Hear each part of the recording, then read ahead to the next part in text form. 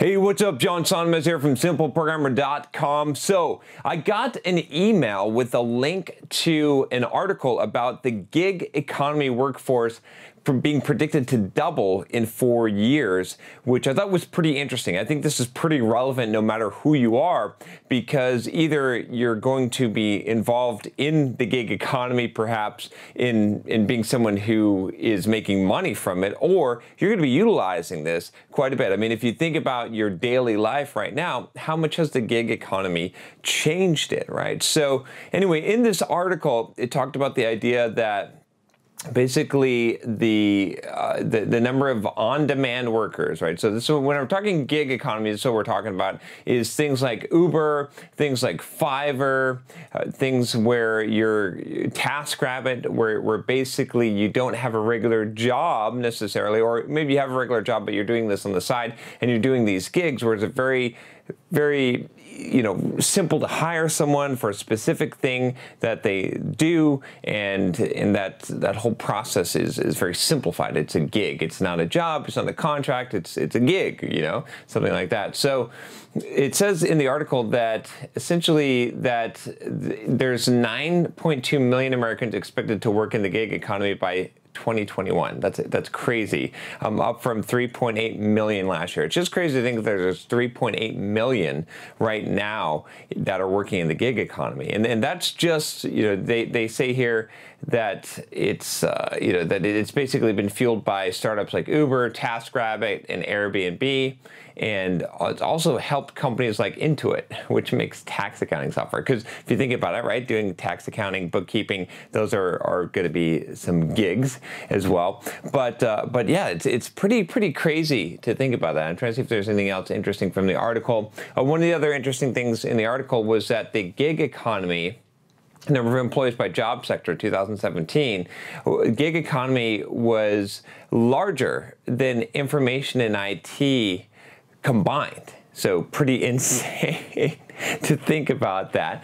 What does this mean? What does this mean for you? Okay, so you probably noticed that you're using the gig economy a lot more, that you're hiring people for gigs, right? I mean, at least I've noticed in my own life, I use Uber all the time. In fact, I can drive somewhere and I use Uber because I don't want to park. So I use Uber to go downtown, right? Use Uber because it's convenient and it's pretty amazing. You talk to all these Uber drivers and they've got some other kind of job and they're basically just doing this to make some extra bucks, right? I use Fiverr to get stuff done for me, right? 99 Designs, I suppose you could call that a gig as well.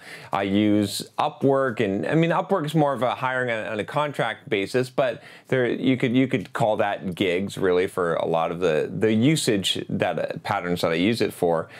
If you think about, I'm trying to think what other things. A lot of times there's small things that I might do that were you could really consider it a gig, right? And I think you're seeing this evolution, right? So I hired someone to do some fashion consulting, right? And I hired them online for a 1-hour session, and that really was a gig, right? And they charged like $160 for an hour session. I think that's what it was.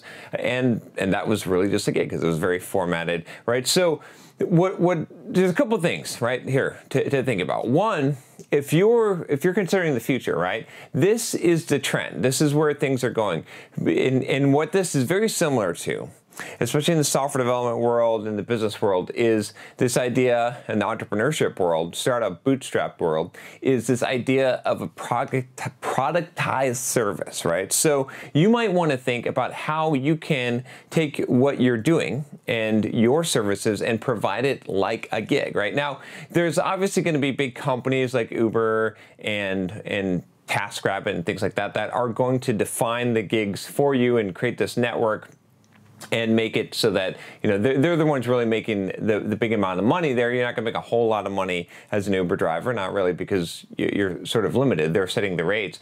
But on your own, right, if you are putting out a service, right, there's no reason why you can't make it gig-based, right? What can you do for an hour? Again, this is very similar to the concept of productized services, but you maybe as a software developer, right, what can you do for an hour worth of time or 2 hours of time, or what can you deliver? How can you take what you can do and give someone a package deal where they're going to hire you just for that gig or a certain amount of hours, something like that, right? You got to think about this because more and more people, as the economy changes and people are used to using services like Uber, right? They're expecting that, right? I use services to have food delivered to me, right? Or Uber Eats, but Uber to drive places or Airbnb. Like, I want to have these nice package gigs that I can hire someone in, and I know what the result is going to be. In fact, I hired someone to install to mount a TV, even though I don't watch a TV in my house, remember, but it was a gig, right? There's a lot of different things that you could have set up as a gig. So you want to think about this in the future, right? And so you might think, well, as a software developer or whatever career, how can I don't really have a gig, but think about, for example, let's say that you wanted to create a gig that you're going to create a custom website for someone, but instead of it just being totally custom, you would have like certain options, right? You would have it so maybe you create a WordPress site for them and you have an e-commerce site and you've got all these different options. These would be gigs, right? There's a lot of different ways that you could do this. If you're doing test automation, maybe you could have a gig to do a test automation framework or automate so many tests, right? As long as you can quantify that and put a number around it, you can set up a gig for yourself, right? On YouTube, for example, right? I mean, you could even think about the advertising, right? So the advertising that we do on Simple Programmer here on YouTube, a lot of times you could think of that as a gig, right? Because I'm giving essentially advertisers, I'm saying I will do a 15-second read or a 20-second read of your product or your site and refer people there, and that's almost like a gig. You see what I'm saying on the channel. So if you've got a platform, if you've got an audience, you can then create gigs for that, right? I could perhaps do gigs, right, if I wanted to, and say, hey, for those of you out there that want to ask me a question or have me do a custom video for you, I could do a gig for you, right? So there's a lot of ways to think about this. I think that's important to consider. And then also just as an entrepreneur, as someone, operating in this world, to realize that this is available to you, right? If you're an entrepreneur today and you don't understand the gig economy, you're missing out. You don't have to hire everyone to do everything. Instead, what you can do is you can find gigs for so many different things. There's so many pieces of your business that you can have and hire at a gig level. So, just like I think the way that I think about this is the way that the cloud computing and that sort of infrastructure of being able to bring up infrastructure on demand has enabled companies to be able to have huge infrastructures that they spin up without having to spend all that money investing in that infrastructure. The same has happened on the entrepreneurial side, right? That for us with gigs. So we don't have to hire employees. We don't even have to hire contractors. We can just have the gig done, right? Again, one of the ones that I use a lot is 99 Designs. And the reason why is because I don't necessarily have the funds or the need for a full-time designer. And sometimes maybe I actually get a better result if I have multiple designers because I can compare against the design. So, where I can basically produce the same level of designs for my business as someone who hires 5 different designers, has 5 designers on staff, right? So that's sort of the advantage there, and I can pay for just what I'm using. So think about that.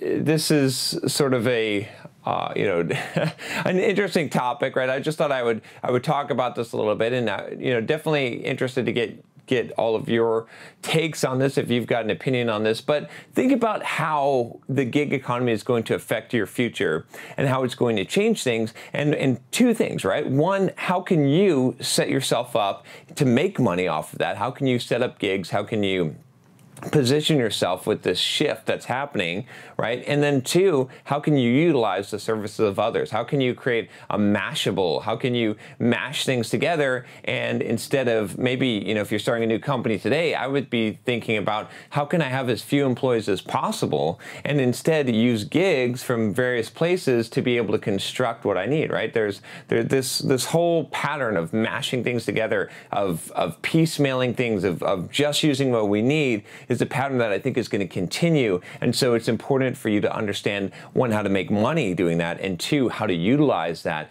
in order to build a business. All right, so that's all I have for you today. Again, very curious to hear your comments on this. I'm still thinking about this, right? I don't have an answer for you. I don't have a fully formed thought on this yet, but these are some of the thoughts I thought I would spit out on this topic. But like I said, leave a comment below. Let me know what you think.